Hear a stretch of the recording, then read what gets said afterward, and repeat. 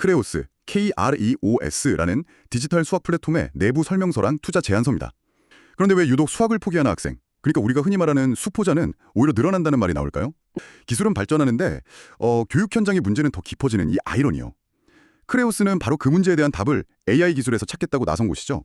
이 접근법이 단순히 AI로 문제를 더 풀게 하거나 오답 노트를 자동으로 만들어주는 그런 수준을 넘어서더라고요. 수학적 사고의 뿌리를 키우는 이론, 그리고 당장의 내신 성적이라는 실전, 이 두 가지를 어떻게 하나의 시스템 안에서 유기적으로 결합할 거냐, 여기에 대한 깊은 고민이 담겨 있습니다. 그럼 먼저 크레오스가 내세우는 가장 큰 교육 철학부터 한번 보죠.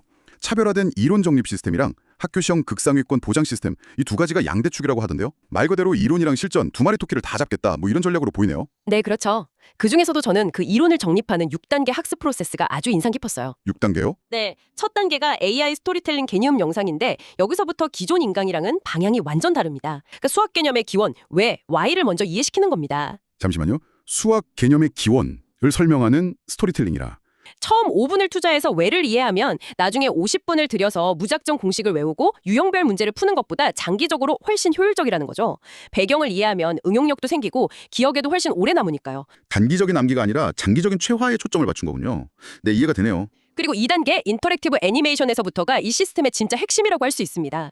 이게 교육학적으로 정말 중요한 지점인데요. 기존의 온라인 강의는 결국 학생을 수동적인 관객으로 만들었죠. 네, 맞아요. 그냥 보기만 하죠. 근데 이건 학생을 능동적인 참여자로 만듭니다. 인지과학에서는 이걸 체화된 인지라고 부르는데요. 좀 어려운 말일 수 있는데 추상적인 개념을 눈과 손으로 직접 조작할 때 뇌가 훨씬 깊고 최상위권 학생들이 머릿속으로 그리는 그 심상을 보통의 학생들이 직접 눈으로 보고 손으로 경험하게 만드는 거죠. 단순히 보여주는 것에서 경험하게 하는 걸로 이 학습의 패러다임을 바꾸려는 시도인 셈입니다. 와. 3단계에서는 AI가 안다고 착각하는 부분, 그러니까 메타인지의 오류를 정확히 짚어주는 인지학습을 진행하고요. 4단계에서는 개인별 최적학습 경로를 설계해주는데 여기서 라이트 GIN이라는 알고리즘이 사용됩니다. 라이트 GIN은 학생들의 문제풀이 관계망 자체를 훨씬 정교하고 구조적으로 분석합니다. A 문제를 이런 방식으로 푼 학생은 B 개념이 약하고 따라서 C 유형의 문제에서 함정에 빠질 확률이 높다는 것까지 예측해서 다음 문제를 주는 거죠. 국가수리과학연구소, 님스랑 협업했다는 점도 기술적인 신뢰도를 높여주고요. 그렇게 5, 6단계에서 영재고 수준의 심화, 창의 수학까지 나아가면서 수학적 사고력 자체를 키우는 거고요. 들어보니까 이론을 다지는 과정이 정말 촘촘하게 잘 짜여 있다는 느낌이 드네요. 학생 입장에서는 거의 완벽에 가까운 코치 같은데요. 바로 학교 시험 보장 시스템입니다.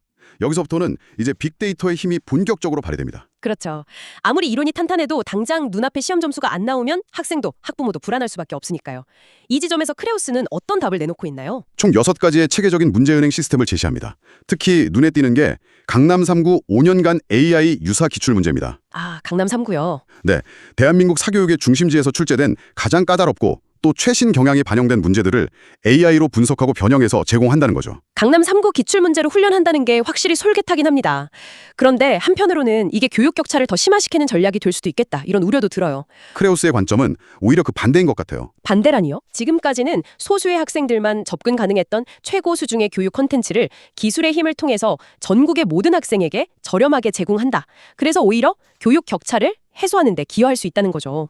최고 수준에 맞춰 훈련하면 어떤 시험이든 자신감을 가질 수 있다는 효과도 있고요. 아, 격차의 심화가 아니라 최고 수준으로의 상향 평준화를 목표로 한다. 흥미로운 관점이네요. 또 인상 깊었던 건 최다 오답 문제의 데이터베이스였어요. 단순히 어려운 문제가 아니라 전국의 수많은 학생들이 공통적으로 빠지는 그 함정을 미리 경험하게 한다는 발상이 정말 영리하다고 생각했습니다. 맞습니다. 최상위권이랑 중상위권을 가르는 결정적인 한두 문제가 바로 그런 익숙한 함정에서 나오거든요. 그렇죠. 그걸 미리 훈련시킨다는 건 아주 전략적인 접근이죠. 여기에 주변 학교 5년간 기출문제로 우리 학교 맞춤 대비를 하고 또 AI 취약점 분석 문제로 나만의 약점을 집중 공략합니다. 바로 이 지점에서 기존 에듀테크 서비스들이랑 차별점이 명확히 드러나는 것 같아요. 어떤 차별점 말씀이시죠? 기존 서비스들이 그냥 방대한 양의 문제은행을 제공하는 데 그쳤다면 크레오스는 왜 틀렸는지, 어떤 개념이 부족한지, 어떤 함정에 빠졌는지를 AI가 분석하고 피드백해주는 코칭의 역할까지 수행한다는 겁니다. 문제 제공 중심에서 학습 경험 중심으로 패러다임을 전환한 거죠. 문제 푸는 과정도 독특합니다.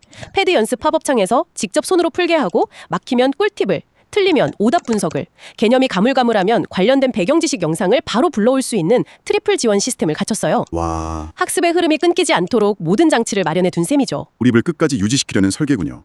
투자자들이 가장 궁금해할 그래서 이게 돈이 되는가? 이 질문에 대해서 투자 제안서는 어떤 답을 내놓고 있나요? 네, 투자 제안서는 바로 그 질문에 답하기 위해서 구체적인 숫자들을 제시하고 있습니다. 대치, 서초, 목동, 대전 이렇게 교육열이 높은 지역에서 총 760명을 대상으로 진행한 베타 테스트 결과가 아주 인상적인데요. 실제 학교 시험 성적 기준으로 평균 30%가 올랐고요. 30%요? 네, 그리고 동일한 학습량을 소화하는 데 걸리는 시간은 50%, 그리고 비용은 기존 사교육비 대비 70%나 절감되었다고 합니다. 와, 성적은 오르고 시간과 비용은 줄어든다. 투자자 입장에서는 굉장히 매력적인 데이터네요. 그렇죠. 이 검증된 데이터를 바탕으로 아주 명확한 시장 진입 전략을 세웠습니다. 타겟 고객을 설정한 방식이 흥미로운데요. 실제 사용자인 학생이 아니라 자신들이 받았던 주입식, 암기식 교육의 한계를 누구보다 잘 아는 30대, 40대 학부모를 의사결정권자로 설정했습니다. 아, 부모님들을요? 네, 내 아이에게만큼은 진짜 생각하는 힘을 길러주고 싶어하는 부모들의 니즈를 정확히 파고든 거죠. 시장 규모에 대한 분석도 있나요? 네, 구체적입니다. 전체 9조 원에 달하는 국내 수학 사교육 시장에서 자신들의 주력 타겟인 초등학교 4학년부터 중학교 3학년까지 이 온라인 시장을 약 2.3조 원 규모로 보고 여기에 우선 집중하겠다는 계획입니다. 그리고 확장 전략도 매우 체계적인데요. 첫째, 대치동에서 검중 후 전국으로, 이게 바텀업. 둘째, 중등에서 고등, 그리고 과학 과목으로, 이게 버티컬. 마지막으로 개인 소비자 B2C에서 학원 B2B, 나아가 공교육 B2G 시장으로 확장하는 호리젠털 전략까지. 이 단계별 로드맵이 명확하게 제시되어 있습니다. 수익 모델은 월 8만 원의 베이직 과정부터 월 40만 원의 영재 과정까지 다양하게 설계되어 있군요. 2026년 7월에 중학교 과정을 정식 런칭하고 2029년에는 연매출 422억 원, 그리고 2030년에는 IPO, 즉 기업 공개까지 목표로 하고 있습니다. 대치동에서 20년 이상 현장 경험을 쌓은 대표의 전문성도 이런 야심찬 계획에 신뢰를 더하는 부분이고요. 맞습니다. 투자자 입장에서 보면 검증된 학습 효과, 거대한 목표 시장, 그리고 명확한 성장 로드맵, 이 세 가지 매력적인 포인트를 모두 갖춘 셈이죠.